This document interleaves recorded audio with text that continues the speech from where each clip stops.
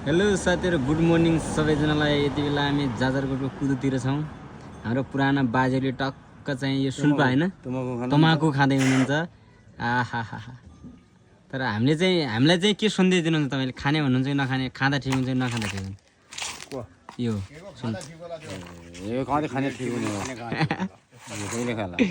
तपाईँहरूले त जस्तो तस्तो सिक्नुभयो, तर हामीलाई चाहिँ नखानु भन्नुहुन्छ तपाईँहरूले। हामी नखाने केही नखाए पनि अब अरू खान सारी यो उमलबरी नसिके पनि हुन्छ। केही सबभन्दा पनि यो रक्सी मात्रै नसिक्नु, अरू त केही चाहिएन।